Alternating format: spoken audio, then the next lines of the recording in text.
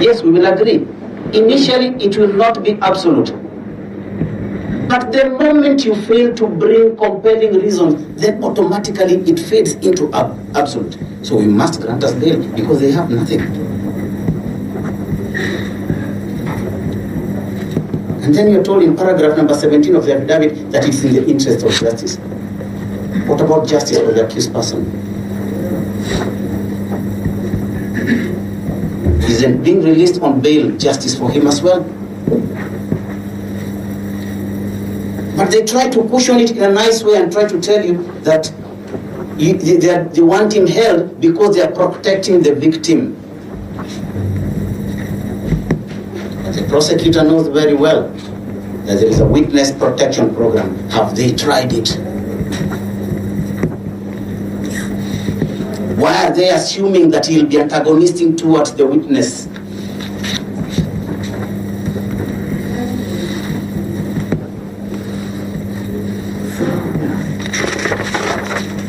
Yeah. The issue of the accused person, being an influential person, also comes with the issue of integrity. Article 28, Article 24, both talk about the integrity of the person. So how do we preserve his integrity? Because it's in the Constitution and we cannot ignore it. How do we preserve it? Come again. It is in the Constitution, Article 24 and Article 28. On? Issues of integrity. Yes. And the dignity of an accused person. So this court then must protect him. He has denied this charge, but he's still a member of parliament. He has that integrity, that dignity as well, that needs to be protected. It is not in the Constitution in vain. It is there so that it can be used. So when the prosecution comes here today, Your Honor, they cannot come here being ambiguous with assumptions and imaginations. So if they have failed the standard required, and this is not for the first time because this is a regular thing, if they want you to find in their favor, they need to do much more than mere allegations.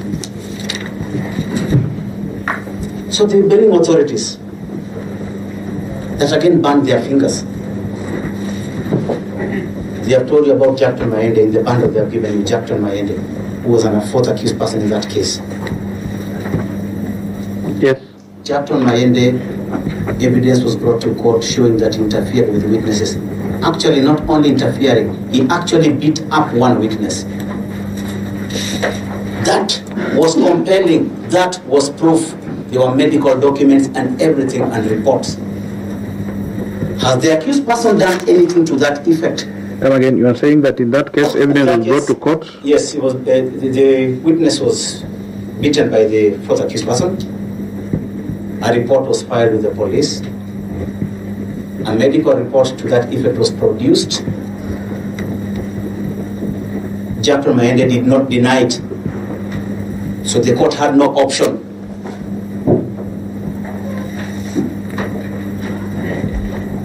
In that authority, just look at paragraph 20 and 21. Yes. Now, Your Honor, that authority just burns their fingers. Then they have to now come up with the issue of Leliman. Luckily, I'm in that case. The reason the court denied bail to those the accused persons was they were police officers at that particular time. They were still serving.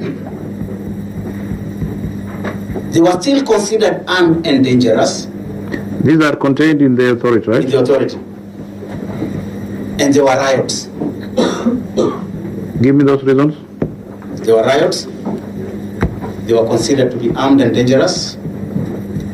They were considered to be people now with arms, then they would be able to threaten witnesses. And there were riots that were there. They were still serving officers. Until now, they are now still on interdiction. Administration police officers. This was able to convince the court.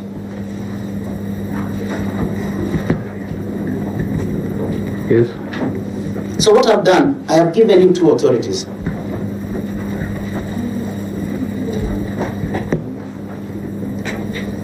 Richard David Alden versus Republic. XCC number 41 of 2016.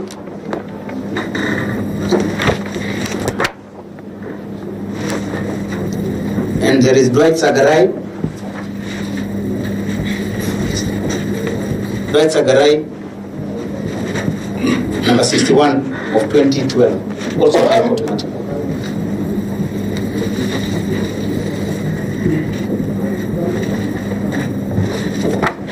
In both cases, A minute.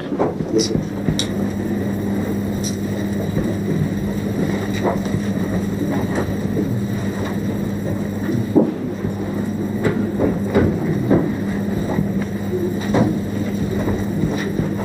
Yes. In both cases, the issue of a person's position in society was considered.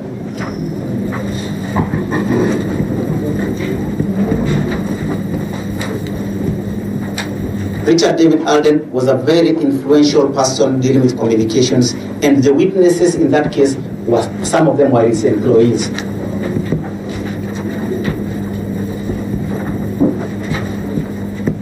But apart from alleging that, the prosecution did not give anything else to show how he interfered or how he was going to do that.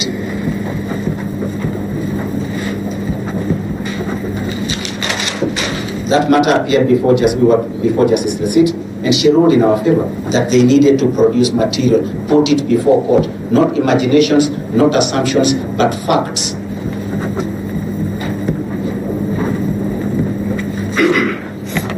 In the case of Dwight Sagarai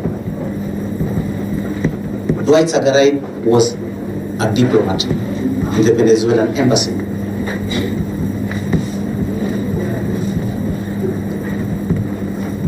It was also considered by the prosecution that since he worked in the embassy and there were witnesses from that embassy, he was to interfere.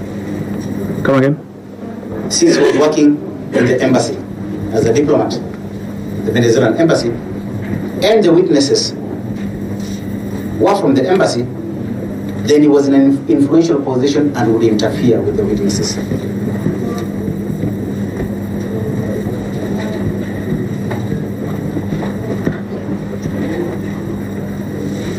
The court considered that he was on interdiction, he was no longer influential to the witnesses. But apart from that, the court then questioned the issue of them bringing material, because they were leaving the court to assume.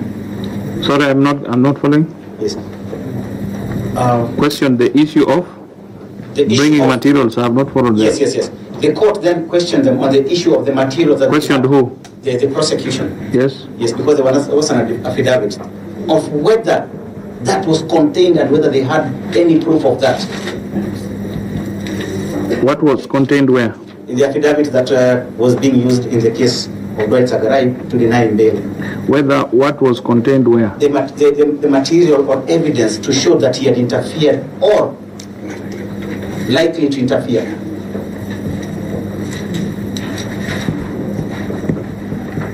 Again, they fell short of it.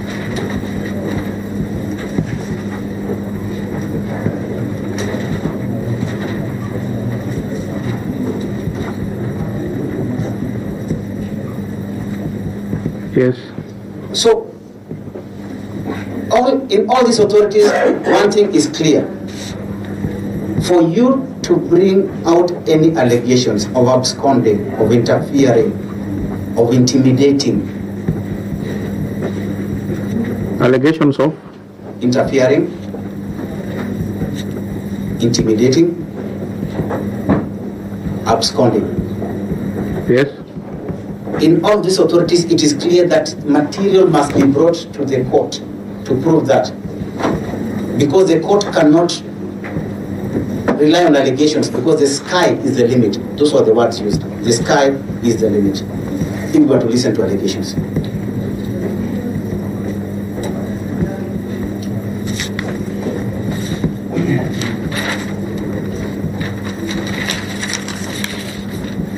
This matter or this incident allegedly occurred in B Club. the accused person does not need to go to B club anymore. Just a minute. Yes.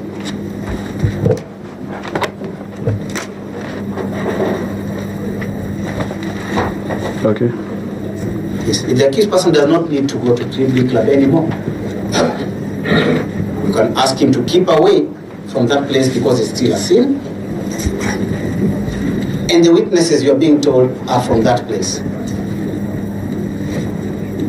Now, I'm trying, when you say that, when I check, I'm trying to see, I didn't have time to go through the affidavit. Yes, yes. So when I glance here, it's trying to see if that's contained in either the charge sheet or the supporting affidavit. It's in the charge. It shows a B club. The charge sheet. I've seen B club in paragraph 4. Yes. The other issue that witnesses are from that club. Yes, it was alleged by the prosecution. No, I'm sure at that time you may have been distracted by my submission. I never said that. Okay, then that must fail because you have no reason why you should not also go there, isn't it? Yes. So you are saying that the incident is alleged to have occurred in B club? B club. And the accused person has no reason? There has no reason to go back there. It is a crime scene. It is still sealed.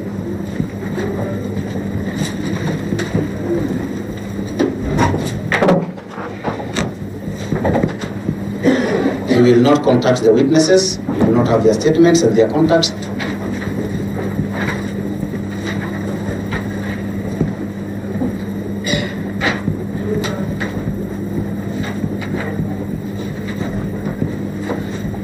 If there's any reporting cases, instances that he has to report to the DCI, Kilimani, he can do so.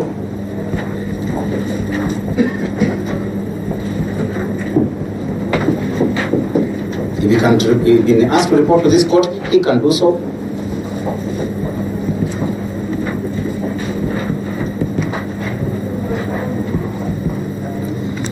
And Your Honor, while you're being told about antecedents of the accused person, let me just bring out one thing into light. It is the accused person who took the victim to hospital.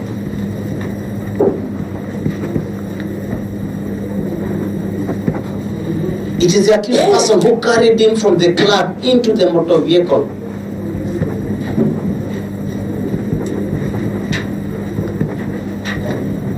It is the accused person. Both for you and the prosecution, Yes. Mr. Ondari. When we are making statements of fact, kindly back them up with evidence. When we make statements from the bar as counsels, it becomes difficult for the court to ascertain that actually this is the position. So it is either contained in an affidavit where a witness can be cross-examined on the truthfulness or otherwise, or there is some supporting material about this. Yes, that is true. At least I took that step. Yes?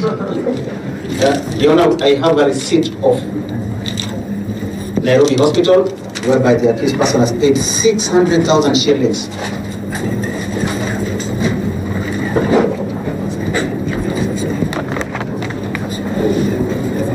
And if you look at the affidavit, Just a minute, counsel.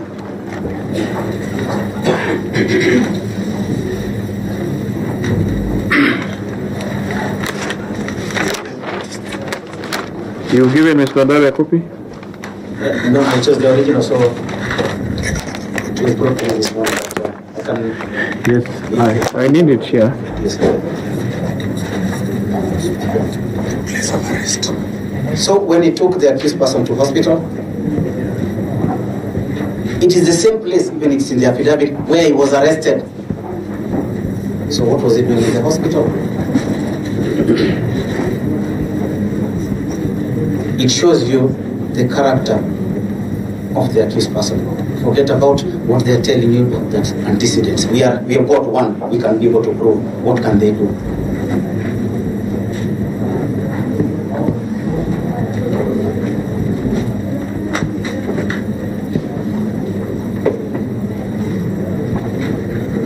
The accused person is a family man. He's got a wife, she's here in court. She's the one standing up, Your Honor. What? She has a young child.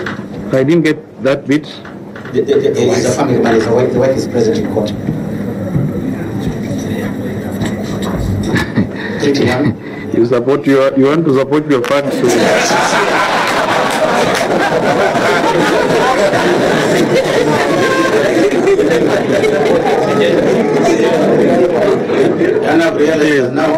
Whatever he said. That's very good. That's very good, by the way. I mean,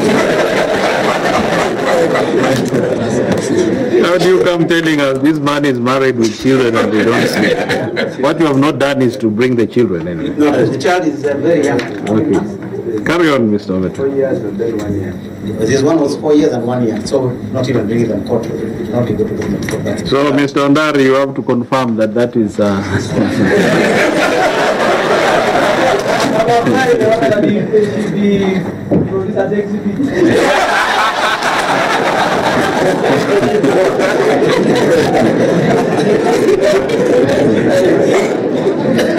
Yes, carry on. Carry on, Mr. Ometo. Yeah, I'll go a step further to say that. You said with a wife and 2 children? 2 children. Yes. All depending on him. The child, the first one is 4 years old, the other one is 1 year old. 9 years, 4 years and 1 year. There is also a 9 year old. 3, 4 years and 1 year.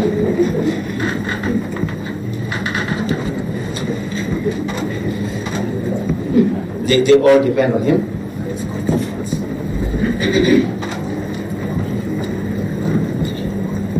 If you look at the affidavit again, it does not show that the accused person refused to cooperate. He actually handed over his weapon, took the officers to where it was, cooperated with the officers. And this one I can confirm because I was present throughout, unless somebody wants me as an exhibit.